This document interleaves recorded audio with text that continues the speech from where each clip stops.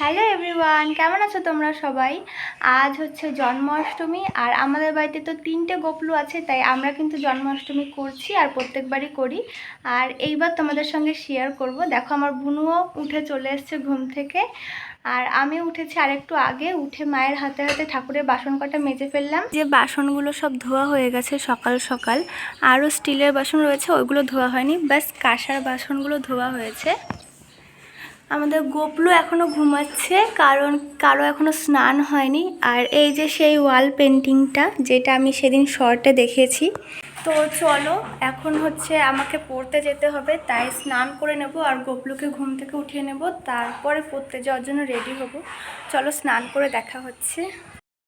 তো দেখো আমি স্নান করে পড়তে যাওয়ার জন্য বেরিয়ে পড়েছি। বাড়িতে আমি গোপলুকে উঠিয়ে রেখে এসেছি আর এখন হাঁটতে লেগেছি, কারণ আজকে হচ্ছে বাড়ি থাকা যাবে না। আমার মার সাথে বাড়িতে হাতে হাতে কাজ করলে অনেকটাই মার এগিয়ে যেত, বাট আমার পড়া আছে আর আজকে ব্যাচে পরীক্ষা নেবে, এজন্য আমাকে পড়তে যেতেই হবে, আর না গেলে ফাইন দিতে হবে। তো যাচ্ছি পড়তে, পড়ার থেকে বাড়ি এসে তারপর আবার ব্লগ কন্টিনিউ করব।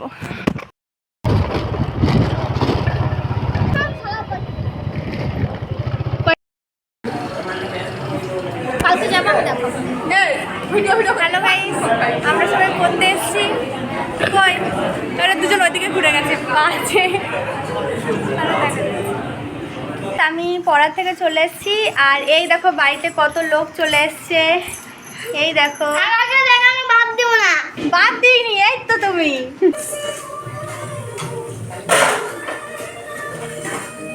গোপালকে ভোগ দেওয়ার জন্য কিছু মাটির থালা আর ডেকোরেশনের জন্য এই দুটো কলসি এনেছিলাম, এগুলোই এখন কালার করতে বসে পড়েছি। তো এগুলো করতে কিন্তু 4-5 ঘন্টা লেগে গেছে। পড়ার থেকে এসে আমি ডিরেক্ট এই কাজেই বসে পড়েছি, আর তারপরে কাজ শেষ করে উঠেছি সন্ধেবেলায়। আর থালাটার লাস্ট লুক ঠিক এরকম হয়েছিল। একটা ধুনুচিও ছিল, তো ওইটাকেও কালার করে নিয়েছিলাম। এই যে এটা, এই যে গাইস আমাদের ঠাকুরের কাছের অবস্থা ঠিক এখন এই রকমটা রয়েছে। চলো ডেকোরেশন করে তারপর আবার ফাইনাল লুকটা তোমাদের সঙ্গে শেয়ার করব।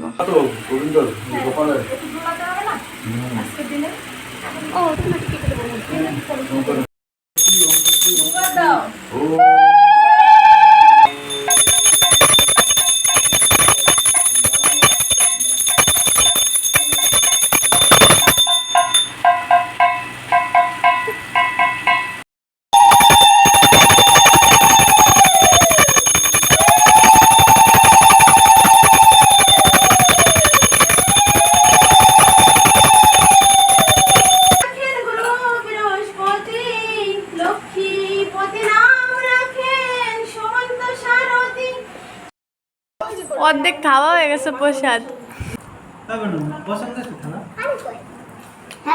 সো গাইস, এই যে প্রসাদ খাচ্ছি, আর আজকে পুজো দিয়েছে, আমি তো প্রসাদ খাওয়ার জন্য বসেছিলাম। আমি আজকে সারাদিন নির্জলা উপাস করে এই যে প্রসাদ খেয়ে উপাস ভাঙছি। তো ব্লগটা এখানেই শেষ করছি। এত ভালো প্রসাদ।